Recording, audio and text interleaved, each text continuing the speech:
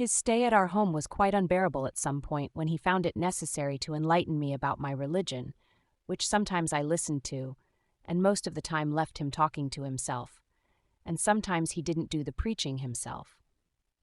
Ismail would take Ina and me to a mosque for tabsir, where I would sleep off. You really need to find yourself a wife, Adamu. A man your age isn't supposed to be going up and down. If not for anything, do it for your daughter. She is always alone in that big house of yours, I heard Ina Yalwa say in the middle of their conversation with Abba. Again with the marriage issue, as if we both needed a third person in our lives. I was already exhausted, so I got up and went to the guest room to freshen up. Not long after I was out of the restroom, I heard none other than Ismail's voice in the room corridor talking to me. What's it again? I grimaced, even though he couldn't see it. Should I bring your lunch here? He asked sweetly from the corridor, and I knew he could imagine me rolling my eyes if he's not too dumb to notice me always doing that to him. No, thank you. Okay, but hurry, he added, and he must have been smiling, I am certain. Not giving much consideration to what he had said, I lay down on the queen-size bed with the not-so-soft mattress, forgetting I was supposed to pray Zuhr. Before I knew it, I fell into a deep slumber, taking me back to my already ruined plans back in Abuja. A while later, I woke up to someone shaking me roughly. I am a heavy sleeper, so it takes a lot of effort. I wanted to yell at whoever it was, but it could also be Ina Yalwa. The woman could smack me hard on the back if I misbehaved. I wasn't going to risk being assaulted by her itchy old hands, so I sat on the bed, waiting for her to leave. Come and eat your lunch. You will be leaving soon, Ina said, retreating from the room before I could say anything.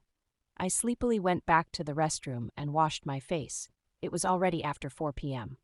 Noori, this is your barka da sallah. Ismail's annoying voice came immediately as I stepped out of the guest room. He was there outside, leaning against the wall facing the door, grinning from ear to ear. He was holding the Eid present he was talking about in my face.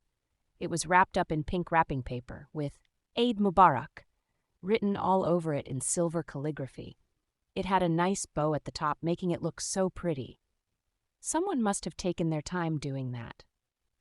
Instead of just quietly accepting the present with a thank you like anyone would have done, I scrutinized his face with all the seriousness I possess. He was trying so hard to avoid my gaze but failing miserably. This guy has something going on, but I'm not sure what. I don't know why I have been the center of his amusement. I wish he could just be cautious of me. Yet nothing I do has ever stopped him from talking to me about things he wants to tell me. Who's that from? I asked bluntly, eyeing the present, and curiosity got the best of me. However, I put on a facade. He should never sense my interest in his gift. I knew it came from him. From me, he replied, smiling and showing his dimples. No, thanks, I said, raising my eyebrows. His falling smile soon recovered when I started walking away. Hey, it's not good to refuse such a kind gesture. Just take it. I am sure you're going to like whatever is inside. How about we open it and see if I like it, and if I don't, you keep your thing. No, I know you well. What if you like it and say you don't? Seriously, this guy was born to smile. Nothing ever upsets him. I would give anything to see his sad face. How would it look? I wondered. You know what? I don't have time for this. Abba is waiting for me, and I've got to eat. So keep your present to yourself. Today is not Eid anyway. Yes, I know, so just have this, and you can open it later. Not for me, please, he pleaded with a smile. Whatever. I collected the gift and left him there, grinning. After another 2-hour drive, we arrived at our destination in Zaria, Tudunwada. Abba parked his car under the shade of the big neem tree at the front of his old family house, the once pride of his late father, Alhaji Ilubarao Danja. He was a very well-known man throughout the growing town of Zaria. Even after his demise, his family still carried on his popularity. I had this instant frown ever since we neared that area. The bumps and cracks we encountered on the streets before we reached here had emptied my stomach. The house in front of me filled me with so much rage. The sun was now in its hues of red and orange, departing the skies. Outside, the comfort of Abba's air-conditioned car blew the spicy breeze, carrying the evening soup smells from various houses in the thin air and throwing it at our nostrils. It might feel like home to Abba, who was smiling in abundance, but not to me. It was a place I wished never existed, and there was this stinky gutter just a few feet away from where we stood that went all the way to the end of the street, right after the neem tree. I had fallen inside that gutter countless times as a child before it was cemented at the top, making it easy for everyone to walk around. Those that can't live without staying under the shade of that tree were saved from consuming so much bacteria. It's like a norm for the males around there to sit under the tree and talk about whatnot. Lucky for us that evening, no one was there. Tomorrow was going to be a busy day, and they were perhaps getting themselves ready. I murmured incoherently under my breath. My father's old house is just a few houses away from the Danja residence. That house had been my worst nightmare, but the one in front of me was much worse. Out of the blue, Hassana came running, not exactly since their house was just across the street, too. She's my first cousin, who rushed to greet her uncle so lovingly. Abba and Abuja, welcome home. Good evening. The 22-year-old lady was quite excited. Too excited for my liking, but it has always been like that. Abba is a very jovial man, very easy to talk to, and most of his nieces and nephews like him so much. They're always looking forward to meeting him. Aha, Hassana, thank you very much, my dear. How have you been? They began with the pleasantries, all so happy. I stayed behind, not showing my front teeth. When they had enough of it, the girl turned her attention back to me with a big grin. She should have just talked to her uncle and gotten going. We used to get along before she decided to switch sides, following the instructions of the lady of the family, Hajia Atika. Hajia Atika is the only living wife of Alhaji Ilu, even though he had married several wives before his death at different times. The now old lady has ruled the house and is still doing so. She made sure no woman married by her husband spent years being his wife. Either she turned them into maids in their husband's house, making them tired of being so and leave, or made Alhaji Ilu divorce them without him knowing the reason behind it. At the end of the day, neither Alhaji Ilu nor his ex-wives had any idea why their marriage fell apart. It was the devil himself at work. This also didn't mean Alhaji Ilu wouldn't marry another woman again. She'd also do her destined time and leave.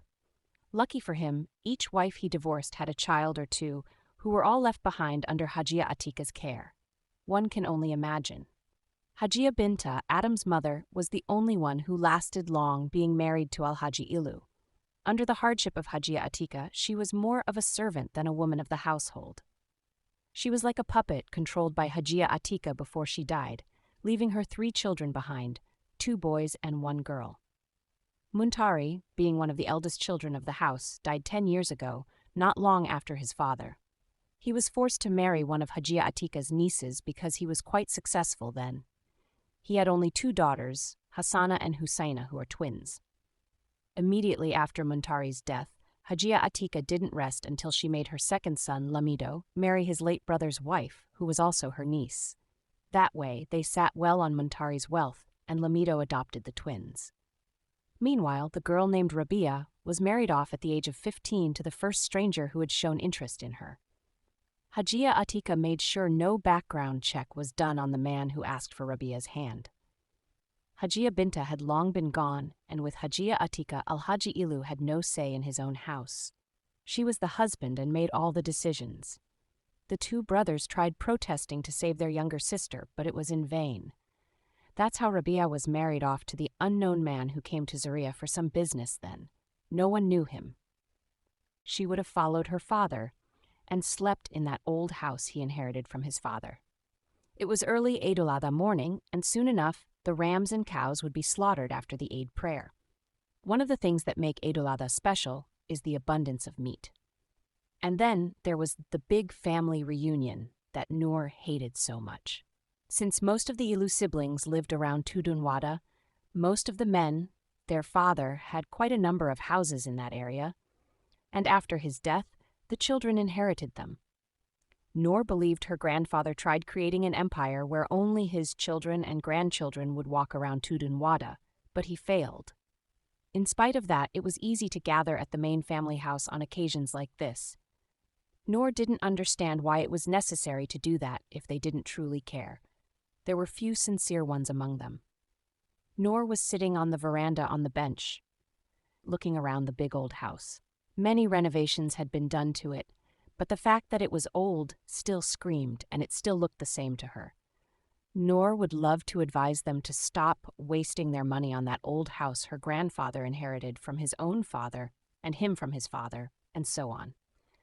Two verandas faced each other, with a big mango tree in the pretty big courtyard separating them. Each veranda had a set of two conjoined bedrooms and a sitting room. The left veranda was occupied by Hajia Atika. She now had a bigger living room thanks to the extension of the rooms that used to be her ex-co-wife's. There were also a few rooms in the inner wings of the house, a big outer kitchen, and a general restroom. Noor had never known her biological paternal grandparents, though she had heard good things about them from her father. From where she sat, facing her late grandmother's room, she wondered if the woman would have loved her if she were alive. As wild as it may sound, Noor wanted to feel the love of a woman, someone like a motherly figure, which she never had all her life. Her father thought she would get that there, but the exact opposite was true. Their greed and hatred had only ruined her, and her anger toward them was even worse. "Noor, Hajia is calling you," a voice said, cutting her from her trance. She looked up to see Saada, aka the witch, according to Noor. She was the daughter of one of Hajia Atika's daughters and one of her favorite granddaughters. Even as a little girl, Saada had always been evil, perhaps even more evil than Noor could ever think of becoming. She pulled so many tricks on all the unwanted people of the house, people like Noor. At 22 years, she was still the same. She had once soaked all Noor's panties in freshly ground chili water, dried them, and put them back in Noor's box. And Hajia Atika had lashed out at 8-year-old Noor then for crying about the matter. One of her little cousins had told her what Saada did with her panties.